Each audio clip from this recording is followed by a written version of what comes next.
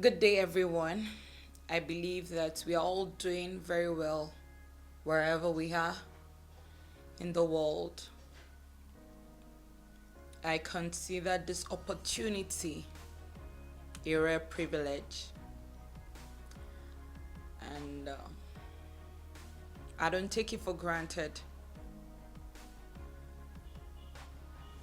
in as much as it's not easy sometimes to share certain stories in your journey. I have to eat this call because I've been inspired to,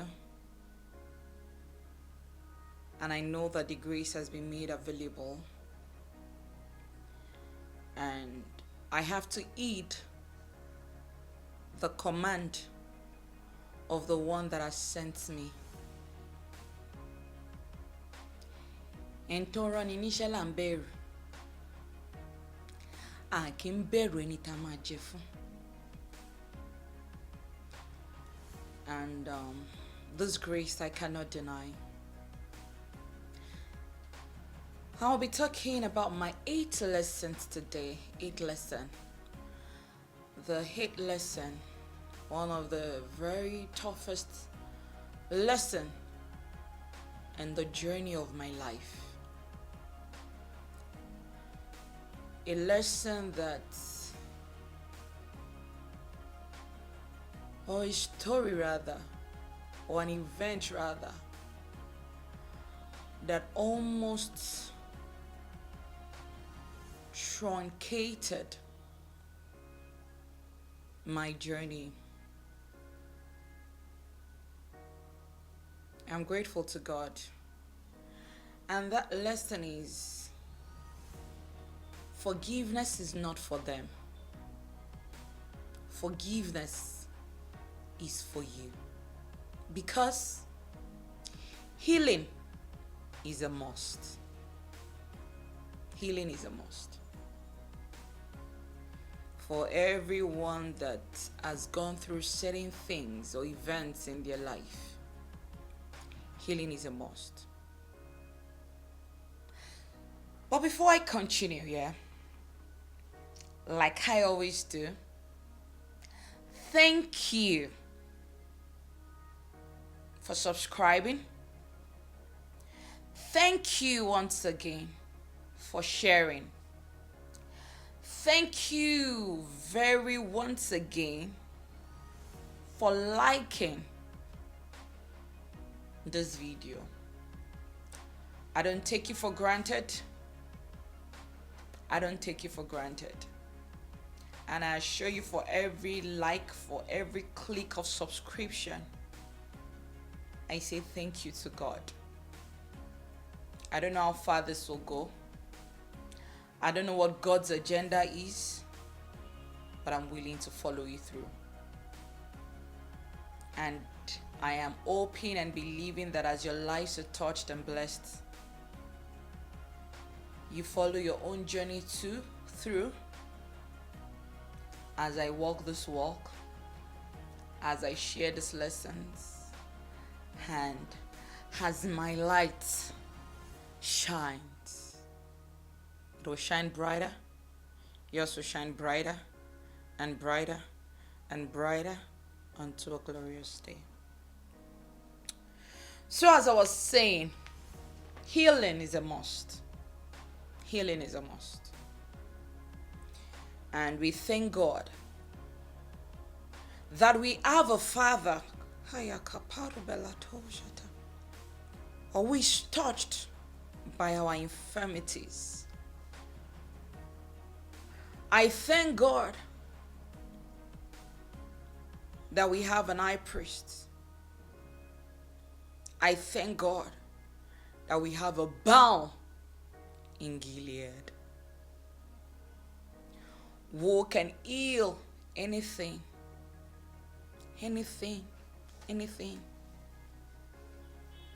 The simplest of it is healing your physical disease.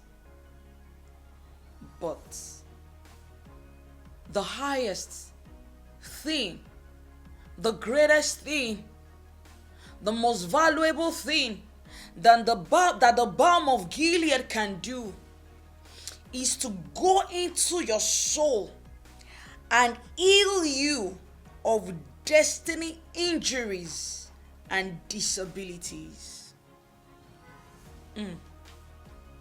There is healing, yeah. So, I said forgiveness is not for them. Forgiveness is for you. Because healing is a must. So I'll be sharing my story. And I will let you know how God helped me. You know, sometimes when we face offenses, when we offended, when we are hurt, especially by those who love us. When an outsider offends you, it's easy sometimes, most of the times, to let go. But when you're hurt by your loved ones, when you're hurt by people you cherish, when you're hurt by people you care for, and you expect them to do the same in return,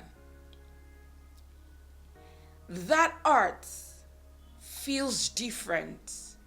That hurt cuts deep, very, very deep. And when you don't heal, when some certain hurts don't get healed, it degenerates into greater hurts. It begins to, it goes from being just a cut, it begins to rotten, it begins to decay, and all sorts of. And once it doesn't heal, once it degenerates, once that hurt or that cut becomes infectious, it can lead to some sort of amputation. I'm even talking about it physically now. So the way it is physically, it's also the way it is spiritually.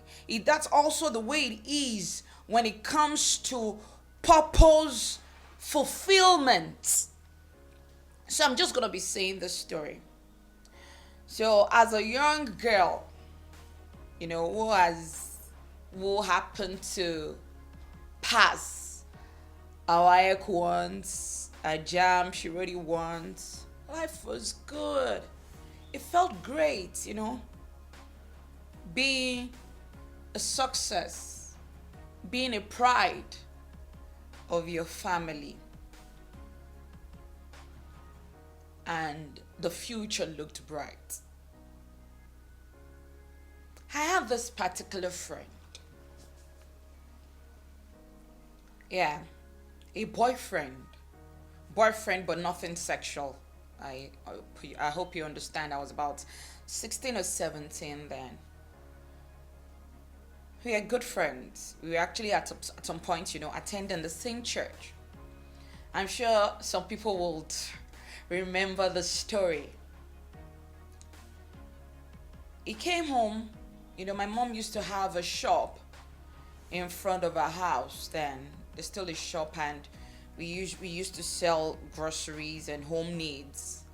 And I was the one who was always staying there for her, quote and unquote favorite child at the time. And it was a day to my birthday, and this friend came to see me at home. He came to the shop, and we spent some time together. Like, okay, I'm going back to school tomorrow, or tomorrow is maybe it was going back to school a day after my birthday. Your birthday, let me come and say hello to you. I just came back from school, the school vibes, and also I was also anticipating getting into the university too. And my mom was not at home. She had gone to work, and he was leaving, and I chose to escort him. On my way escorting him, If I can remember, I think my siblings were at home. Yeah, my siblings were at home on that day. I was the one in the shop. So I think I told my sister that I wanted to escort my friend. And I was on my way escorting my friend to the bus stop, and I encountered my mom. So immediately I saw my mom now, you know, I quickly bade the guy farewell and I returned home. My mom was on a bike, going home. So I walked back home and, she spoke to me, everything looked normal, yeah? I went back into the shop, continued selling, greeted my mom, she answered. Even though I noticed that there was a bit of, reluctancy, but I just thought maybe work wasn't good or something. Then I had my birthday the following day. Normal birthday, nothing special, coming from the kind of background I came from. But definitely you will receive birthday messages from friends. People will say happy birthday, your family members will say happy birthday. And I just remember that the following day, which was the 5th of July, around 5 a.m. in the morning, I'll try as much as possible not to make this long and not to be as emotional as possible because God had helped me. So, about 5 a.m. in the morning, I believe, about 5 a.m. in the morning, thereabouts, my mom just came to wake me up. She tapped me and she did like this. And I followed her outside the room. And the next thing, she started beating me. She beat me. I ran outside. Running outside, she followed me, continued beating me, hitting my head against the wall. It was more like battering me. And I didn't understand what was going on. Why are you beating me? And the next thing, I just noticed that I actually slept with my clothes on. I think the atmosphere in the house was already showing me something was wrong, but it was my birthday and just the following day I slept with my clothes on. I think I'd already had this tension inside of me that something was wrong, but I couldn't place my hands on it. I was guessing, could it be this, could it be that? And the next thing I noticed was my mother started tearing my clothes, tearing my underwears. And when I say tear my clothes, I mean you tore my clothes, tore my bra, tore my pants, and stripped me stark naked. Outside, a teenager, I was about 16 or 17 thereabouts. And she was beating me. It took my stepdad to come outside to rescue me from her. It was a tussle before she could even agree, to let me be. That was why when I understood that she was beating me because she saw me escorting a guy, and she never for once asked me any question. So that day, she eventually left me. I had cuts all over my body, my forehead, my hand, everywhere. And she left me. She went to work. I stayed outside because I was scared, to go back inside the house. As a child, you can't possibly tell what could be the next thing. So I can't even remember so vividly well. So I stayed outside. She went to work and I got back inside. I wore my clothes, got something on. And my sister was very bitter. My sister was very bitter because she also had experienced the same thing before me years ago. So that morning I was broken because I was beaten for I was humiliated. I was completely finished for an offense I didn't even commit. So that morning, my sister was angry and she said, Tommy, come and leave the house. Come and run away from home. And I was like, that. She said she wants to teach my mom a lesson. That this is getting too much. She was also hurting from the same thing that had been done to her. That same thing had been done to her before. So she said, Tommy, Basalo. And I sat down there and I was like, where do I run to? I don't know anywhere. And she said, don't worry, we'll figure it out. And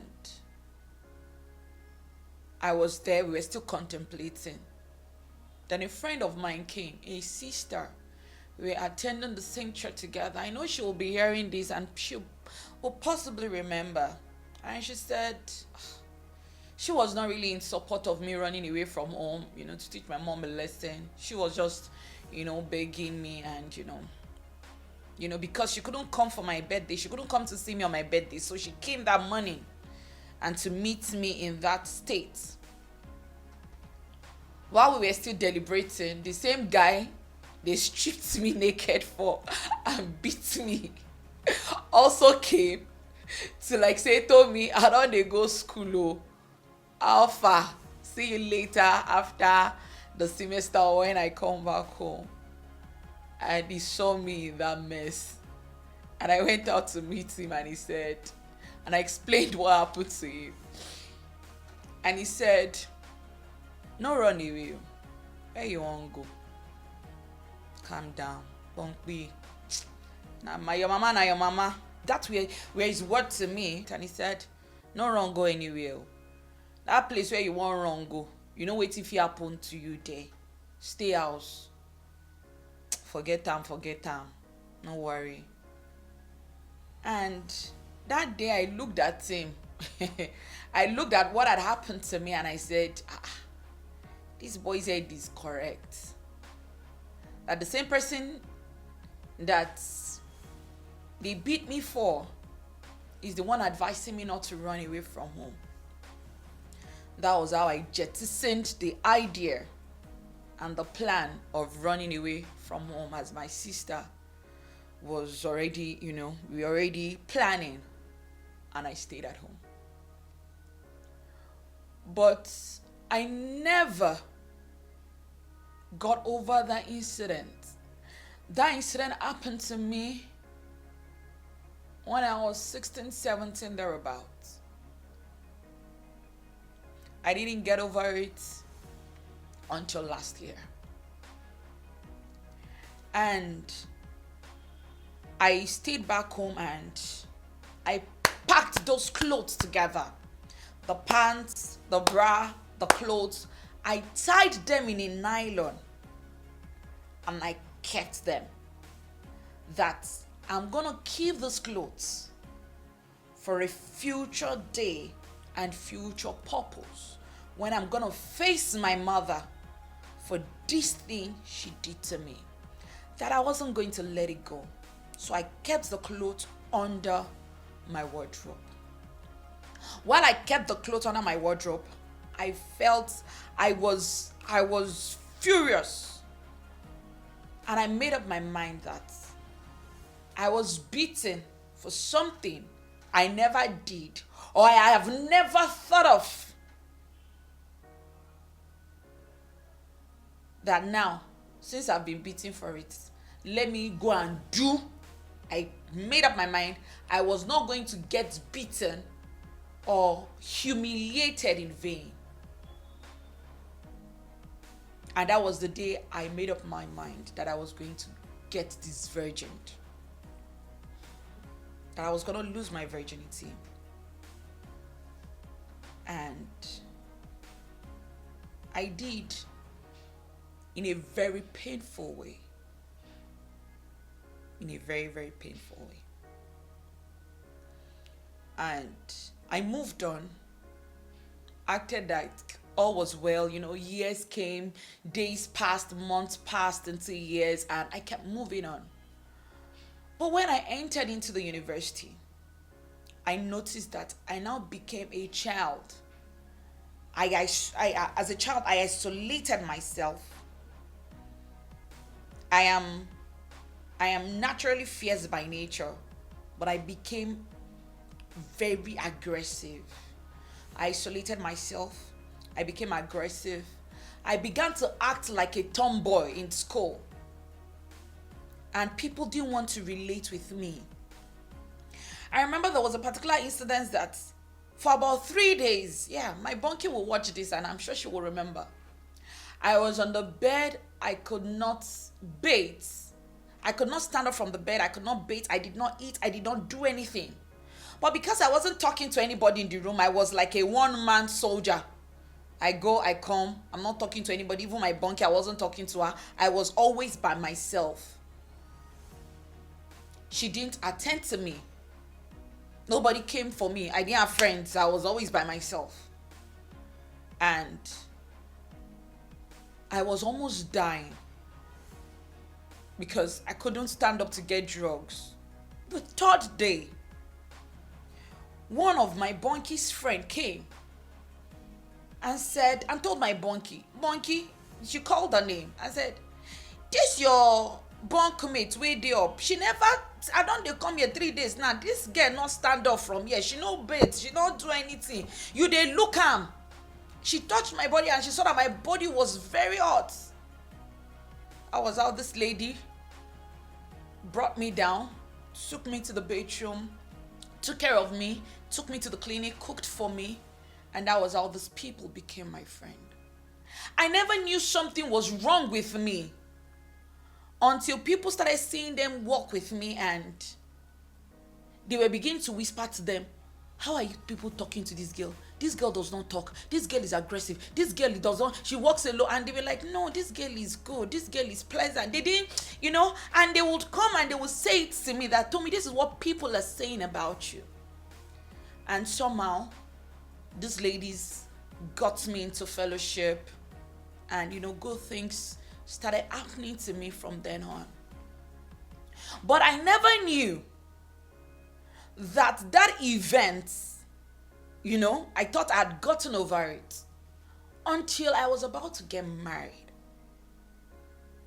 And one day, I was trying to, put my things together. And I came across the nylon I had tied together about 7 or 8 years ago in my wardrobe. And on opening it, the memory came back to life. And I started crying. Because I'd given my life to God, I knew the hurt was there. I didn't even have the knowledge I had now. And because of the kind of person my mom was, I knew I couldn't face her, but I needed help. And I went to my mom's aunt, who was a reverend. And I took the clothes to her. And I said, see what your sister did to me. And I told her my journey from that time till when I came to meet her. She prayed with me. She encouraged me. She told me to let it go, and she collected the clothes from me. When I left her place, it looked as if, there was some kind of relief. Now, I want to say something here. Some of us are carrying hurts, pains that are bandaged but have not been treated. You are still walking with it. But permit me to say, it could be a cut on the hand, it could be a broken arm. Let's use a physical analogy. You have a broken arm. Maybe they're supposed to POP it for you and give you antibiotics. But because you met someone who is not a practitioner in that field, maybe let me assume maybe a tradomedical, they now bandage it for you, they'll put stick, they now bandaged it for you. But that person did not give you antibiotics. The pain will still be there. You may be able to carry the hand to a certain extent, but you still be feeling the pain. That was the way I was for a very long time. After I left my aunt, my mom's aunt, who was a reverend, I was carrying the bandage. I didn't know. I thought I was healed of that hurt, of that pain. Along the line, some things started happening to me after I got married. And one day, about 4 years ago, I was with my mom.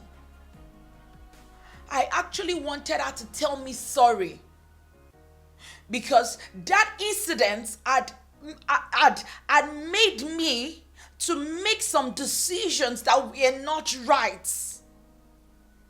It was my desire as a child to get married whole. It was my desire as a child to get married a virgin, because as a child, I wanted my life to be smooth. I wanted to have a plain and a straight path. I didn't know why. I didn't understand why, but that was my desire. It wasn't as if the man I got married to complained. He loved me because I told him the story. I told him my journey. But I was still feeling that pain. And at that time, I felt I needed sorry from the person who caused me this pain. I was not my true self. This is not the nature God created. Someone had dented me. So one day I walked up to her. We were outside in a particular family friend's gate. And I don't know what we were talking about. I felt it was a good atmosphere for me to raise the issue. And I said, Mama, because I called my mom Mama, do you know you did this to me at this age? And I've not gotten over it. At that moment, I felt it was a good atmosphere to be vulnerable and cry my eyes out for how she had impacted my journey negatively. And I said, you did this to me. And I wanted to tell her that I've not forgiven myself for not getting married whole. And that I needed that sorry. And immediately I erased it. She looked at me and she said, what is she? You know? And she said it, and I had to swallow it back. Even as an adult, I didn't want to look at her. I didn't know the way to go with the heart. So I swallowed it back because I knew this person wasn't ready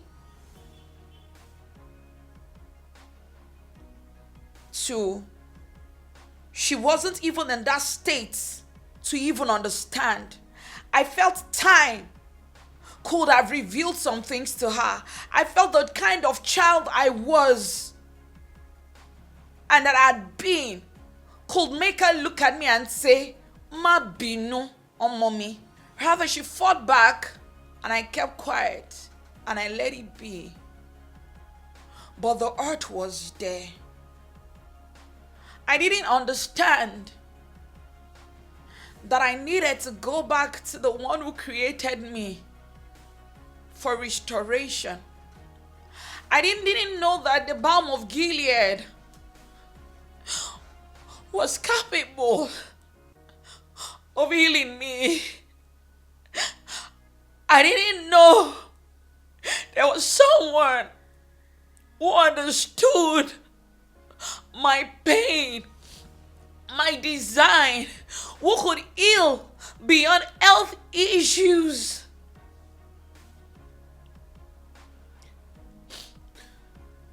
I didn't know, so I carried on with the hurt until things became so rough. I was bashed. I was bashed in ways I could not express. And because I was being bashed on every side by the people I care about, not to even forget, that my mom was my best friend. I wasn't that child that had a lot of friends. So even with that hurt, I still told her things. I still opened up to her. I still loved her. Because one of the things that carried me through that period was that at a point, I came to realize that I gave her this excuse rather that I didn't know the things she passed through as a child. I didn't know the events that happened to her as a child that made her act in the way she was acting, that made her, give us or dish out to us such life, experiences. So I was seeing her through that lens, and I chose that my mother was still my mother, and I was gonna love her through it all. So until recently, and all those events happened, I was bashed. I was bashed not physically. I was bashed emotionally, spiritually. It was coming from all sides. I made decisions I wasn't supposed to make. And one day, I reclined and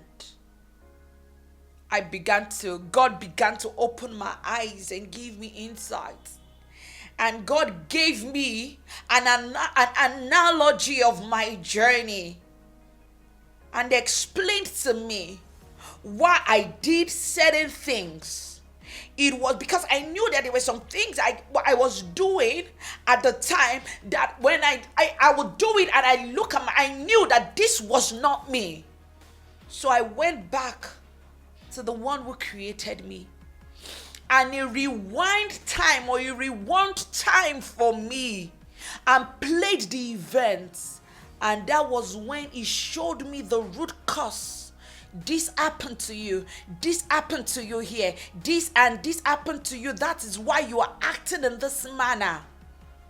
And that was when I knew that healing had to come. The healing, she wasn't ready to tell me sorry. They were not ready to tell me sorry. Nobody was ready to look in my path. But it was God who was my father.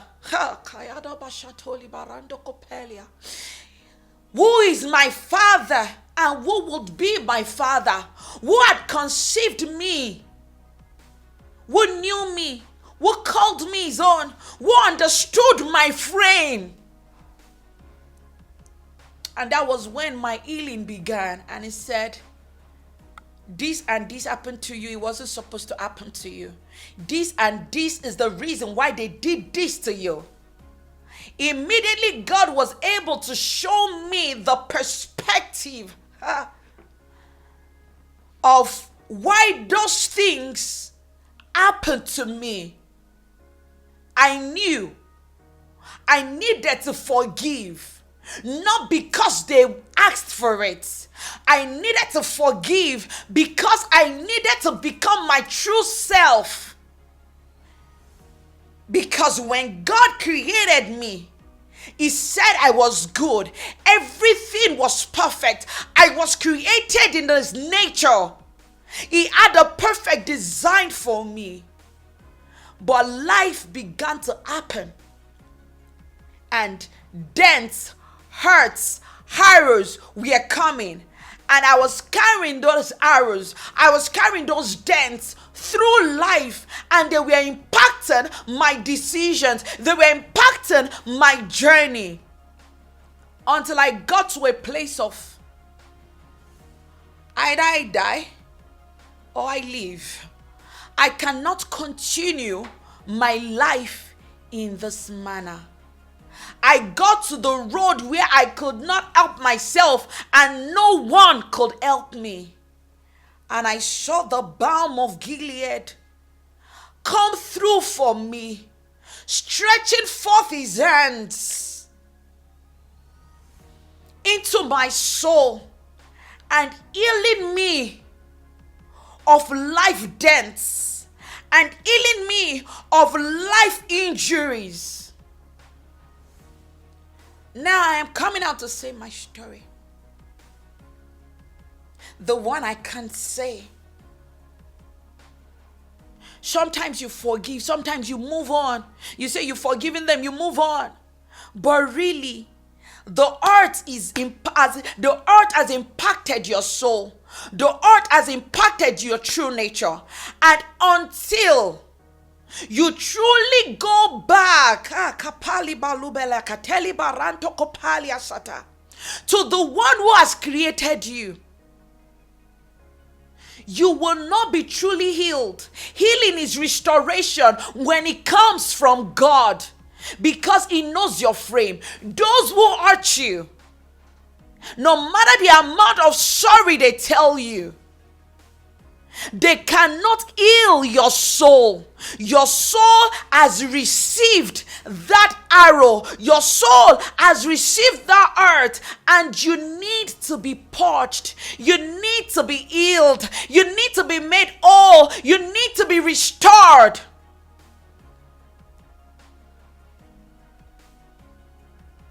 When Judas betrayed Jesus,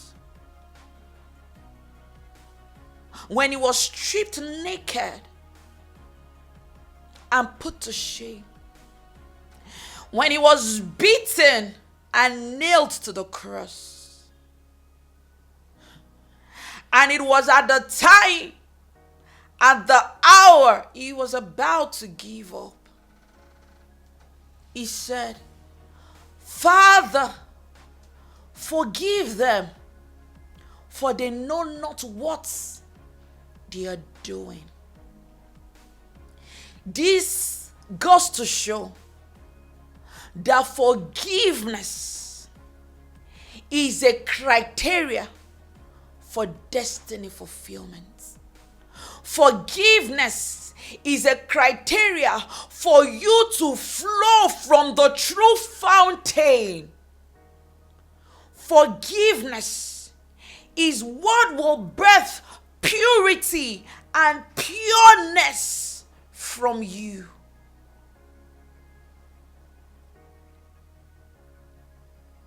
It is important that you not just forgive them, but you forgive yourself. It is easier to even forgive others, but have you forgiven yourself for wrong decisions that you made, for the wrong steps that you took? Forgive them for abandoning you when you needed them most. They were not supposed to be there.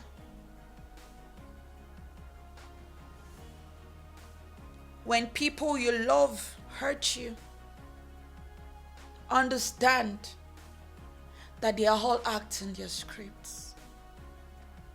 Understand that as Judas was playing his parts and Peter was playing his, Jesus also stood by his script. He said, "If only this cup could pass away from me, not my will, but your will be done. I pray for everyone going through one earth or the other, that the balm of Gilead will be available to you. And it is important that I balance this. When you are in a place of toxicity, in a place of constant abuse, in a place of constant humiliation, in a place where you are being brought down, retreat. Call on the one who has designed you, who has conceived the idea of you, who has brought you into that space. Ask him, what is his mind? His mind will give you direction.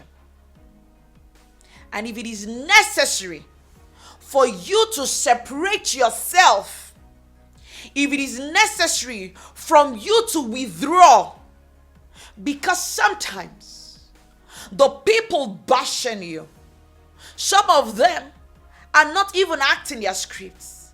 They are acting the scripts of the enemy to dent your own journey, to dent your own manifestation, to dent the fulfillment of your destiny, to dent your alignment with God's plan. Separate yourself. Withdraw from that space. As long as it is not true to your design, as long as it is not true to your frame, it is okay to stay away. As long as you are in line with the Father. And I will say this word of prayer for everyone going through one earth or the other, or that has been bashed by life's events, that today you will encounter the balm in Gilead. That you will heal and you will be healed through and through, so that the manifestation of your divine assignments will come, so that the manifestation of purpose will be fulfilled. The world awaits your earnest manifestation, but you cannot manifest, you cannot become until you carry your original nature that has been designed before you were born. I pray you encounter the balm in Gilead and the grace is made available to you. In Jesus' name we pray. Once again, like, subscribe, and share. Remain blessed until I see you again next time. Bye-bye.